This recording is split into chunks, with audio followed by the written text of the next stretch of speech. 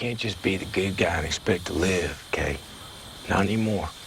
I'm not the good guy anymore. Hey, Walking Dead fans, this is just going to be a video, kind of a throwback, kind of a look back at Season 2, one of the episodes and one of the scenes that happened. And I found a behind the scenes video. It's an AMC thing, but I just wanted to bring it back as well because it's something cool to look at, and I like the behind the scenes stuff myself. I really enjoy how they set up the fights, how they do the zombies, you know, the shooting, the lighting, just everything, how they set all that up. That really interests me. But Season 2, Episode 10. It's called 18 Miles Out. And what the situation was, they had captured this guy, Randall, and they wanted to kill him. Some of them did, and some of them said no. And Dale, of course, was a big opponent to that. So they decided, we'll just take him 18 miles out and go back to the farm. You know, they're at Herschel's farm at this point. But there were some pretty cool things that happened in Season 2, Episode 10. The iconic Shane looking out the window and seeing the lone walker out in the field. That was in this episode. And in this episode, it's where they stop the car and Rick and Shane have a talk. I heard what really happened to the school. One of us wasn't going to make it out. Had to be him. Rick confronts Shane about killing Otis. He heard, hey, I heard you killed Otis. Shane's like, yeah, I had to. You know, Carl needed to live. He needed that medicine. Me and Otis were not going to make it out of there both, so it had to be him. And in this, Rick also confronts him about Lori. You know, Lori, in a previous episode or two ago before this one, she had told Rick about her and Shane, and that Shane thinks the baby is his, so he's dangerous. It was just a couple weird stories on the news. But definitely one of my favorite parts in this episode is when then Shane tells him about when he was trying to get him out of the hospital and had to leave him behind, and describes what was going on in that moment. There were soldiers shooting people in the halls. They were shooting people, man, not walkers. Yeah, overall, I thought it was a pretty good episode, actually, and several things happen in it. But at one point, they get 18 miles out. They get Randall, Rick and Shane, get Randall to this, what looks like an old school, and they're just going to leave him there.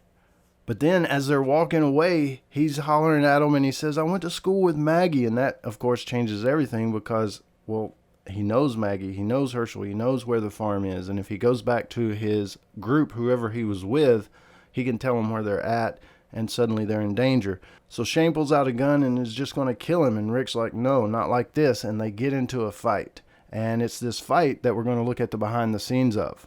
So it's pretty cool how they set that up. I think the director, he wanted to get you into the fight instead of pull the camera back and do a longer choreography. They did a bunch of little punches, a little, you know, scramble, grab him, throw him on the ground, cut. Okay, jump on him, punch him, cut. And different things like that and different camera angles to try to make the fight more intense.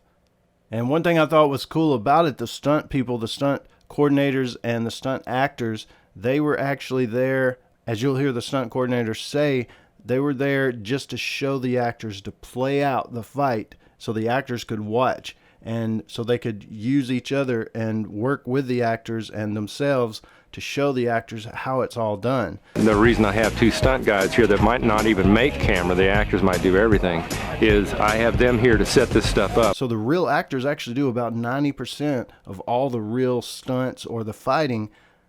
And these stunt actors are just placed in there to say, okay, do this, throw the punch this way, miss him this way, and, you know, do it like this. And then the actors will step in and recreate that for the camera.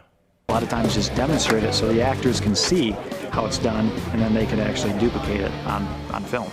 And as you can see in this little clip coming up here, Rick says, let me see that uppercut again. So they place the stunt actor back in the scene with Shane, and Rick is going to step back, or Andrew Lincoln is going to step back and watch it play out and then go, okay. And then he'll get back into the scene and like just reenact that, what he just saw the stunt actor do. Can I see you do the uppercut? Yeah, I want to know what you guys do. So I'm not sure if Shane would have really maybe killed Rick if he had the chance in this fight. He didn't kill him on the road. At the end, when it was over, Rick even handed him a gun when he told him, you're going to have to follow me. So Shane had a lot of chances to kill Rick.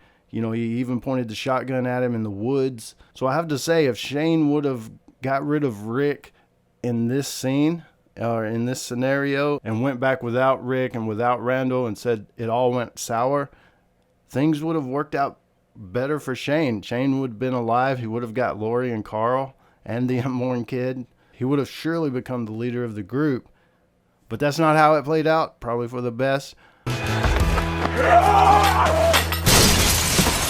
So that's just a little throwback to season 2, some Rick and Shane. I thought it was pretty cool. The fight scene, the behind the scenes of all of that.